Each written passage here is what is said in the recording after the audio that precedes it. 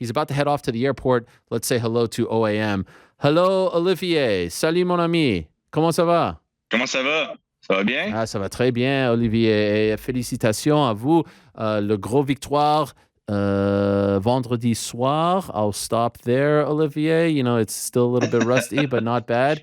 And I know you have to head to the airport, so I'll make it quick. Can I ask you, I spoke to Shane about this last Wednesday. I was surprised they signed him to a big deal. It's a whole big to-do. They put him in there off the bat against you. Now, I'm watching on Friday. I'm like, okay, I'm hyped about this. This is exciting. But in order to build someone up, I don't know if the best move was to put him in there against the reigning champ. Were you surprised when they did this as well? Yeah, I was surprised they gave me Shane. I really thought they would not give it to me at first, but I feel that they changed their the way to see it. Last time with Pettis, I think they tried to let's say make a little path for him to make the final, and it failed. It failed, and I think this time they tried to the opposite. They just make the best fight in the beginning, and they did the same with Lock Name. They did the same with Razor Blade. Yeah. They put them against the new signing of a PFL, and they didn't play out. No, it did not. It did not. It was rather one-sided. Maybe the back end of the third made it a little bit interesting, but it was a very easy fight to score, 29-28 in my opinion for you at worst. And so I'm wondering, is there any part of you when you get a fight like that, when you get an assignment like this, you're like, oh, I want to squash the new shiny toy? Do you think of that, or is that just something like us in the media and the fans think about? I need to squash the shiny toy. Yeah, like this guy isn't gonna make a name off of me. I'm the guy who's been here. You know what I mean? No. I thought about that. And for sure, it was kind of nice to. The plan was not me to win. They wanted Shane to win and make a big thing out of it.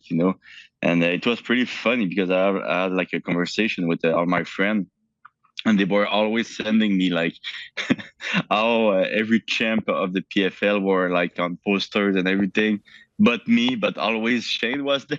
Wow, really? So yeah, that was pretty funny. But it's all good. I'm okay with that. He's a bigger name than I am, so I can understand. But it was sweet to have a win over Shane because of that. Did you mention this to them? Hey, where am I on the posters? No, I think I was more. I don't know. I just think it was funny. I was more trolling about that, But maybe I can send it to you. A lot of people send that to me. Actually, it's like a poster, and there is all the champion, but me, and there is Shane Burgos. Wow, what the hell? And you were one of their best stories last year. Yeah, I think so, but that's okay. Like I said, I think it's more funny. Like it's shameless, It's so funny that okay, you did that. By the way, correct me if I'm wrong. Was that your first time fighting in Las Vegas as a pro? Yeah, it was. Wow. It was my first time. What was it like? Did you enjoy it? Crazy. Eh? Yeah, it was pretty cool. Vegas, it's an interesting town. It's a little bit crazy, It's everything that's wrong with the world is here, But I find it pretty interesting. I like it. Maybe not for too long, but I still like it. Yesterday, I went with my parents in a restaurant, and I think I drank a little bit too much because I don't remember half of the night, and yeah. It was fun though. It's a lot of fun, but not too much. Wasn't your first time there, period, right? Like you've been there before. No, I went to the PI when I was with the UFC. I went there like a couple of times, and it was always fun. But like I said, it's just too much. You cannot stay here for a week. You have to stay here for 2-3 days, and I stayed here for a week in a little hotel. I decided to go to another hotel because it was too crazy. The link was too crazy, too many people. Yeah. So I went to a little hotel just beside, and like a lot less people, and I enjoyed it. Yeah, the move for me every time I go there, like this weekend as well, never stay in a hotel with a casino and all that stuff because it's too crazy. You're trying to go down to get a bottle of water and you have to go through like a gazillion people just to get to the little store or something like that. One last thing on Shane. Do you think he made a mistake going up to 55? I heard he had a lot of trouble making 145, and I don't think he's gonna be able to do the tournament at 145 because it's 4 fights, in a year. So I don't think so. But he used a lot of like his size when it was at 145. I don't think it's gonna be possible at 155. So let's see what happened. We saw a lot of big 145. They did really well at 155 after a couple of fights. If you think about Poirier and Olivier, I think you just need to adjust a little bit. Speaking of location, I saw afterwards you cut this nice promo saying, all right, it's time. We need to come to Montreal. I could sell at an arena in Montreal. I'm one of the few guys on the roster that could do that in their hometown here at the PFL. Just to be clear, were you talking about the Bell Center when you do you think you can sell at the Bell Center? I don't think I can sell the Bell Come Center, on. but Why not? Why not? Maybe if I have some help from some friend, maybe. If Alex Morgan, if Mick Dufort help me sell the Bell Center, that would be good. But alone, I don't think so. But some Videotron, things like this, I'm pretty sure I can do that. I mean, even here, funny story, like there was maybe 20 Quebecers that I didn't know they were coming to see me in Vegas. Wow. So there's 20 Quebecers coming to see me in Vegas, and they see me as the main event, so they're like, oh, we're gonna come later, to see him fight. Oh no. And they arrive at the arena. Oh no, because they did the main card first. Yeah. Oh my God. They did the main card first. Oh. So they came into the arena like pump up. Yeah, we're gonna see our boy fight. And like they were told like, he just fought. Like he fought like 10 minutes ago. And he won. And they were like, oh fuck. Oh no. So they bought tickets for nothing, but one of my friend Mike Ward, he was there, and he saw them, and he told me about the story. So I went down and I went to see them to say thank you for everything. Oh, that's but but fuck, I was feeling so bad. I was like, oh my God, you came here to see me and you missed my fight. That was weird. Yeah, because of the TV, they did the main card first and then the prelims after. Oh, poor guys. Nice of you to go see them. By the way, Quebec Combat Sports on the map. You saw Sami Zayn in Montreal in February, and Kevin Owens. Did you watch WrestleMania when they won the tag team titles? Did you see that? That was incredible. No, I didn't see it, but I saw he used some catchphrase from Quebec. Yes, tabarnak. The tabarnak. Yes. God damn it. Everyone's copying you. I even saw T-shirts. Is someone selling a Quebec is back tabarnak shirt? What the hell? Yeah, what the fuck is that? I mean, like, he's selling it. It's crazy. And like, again, it's all fun because it's like I didn't ask them to do that, or they didn't ask me to do it, but like just to see a freaking Instagram page called Quebec is back tabarnak, I'm like, oh my God, okay. I guess you have to find a way to make money. I'm wondering how many T-shirts they sold. Like what? Like 3, 4, maybe. Hey, it's better than nothing. Well, why don't you sell your own? Sell your own merch. Oh, I have my own merch. So have a Quebec is back tabarnak one. Yeah, I can send it to you. You have one that says Quebec is back tabarnak?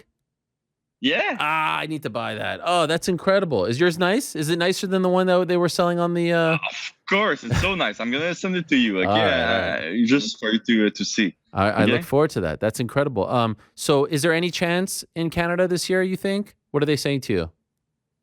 I think there is chance, but I do think maybe Quebec need to put some pressure. Okay. The fans maybe they need to go spam their page. Okay. to help out a little bit. But they said there are some chance, but it's not looking that great. So let's hope the fans make them change their mind. And do you have your next date yet? Yeah, I do. It's in Atlanta, but I don't remember the date.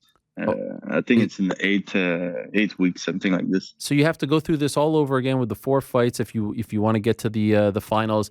I saw Brendan Loughnane talking about this. Like it takes a toll, right? Do you feel like your body is up after doing it just a few months ago? Do you feel like your body is up for this? Let's see. I don't know yet, but like I had some conditioning coach to prevent the injury this year. So let's see if it works. But yeah, it's gonna. And you know what? It's more than 4 fights a year. Like I just did my 5th fight a year. That's true. Yeah. 3 days ago. So that's kind of crazy when you think about it. But yeah, it's 3 more to go.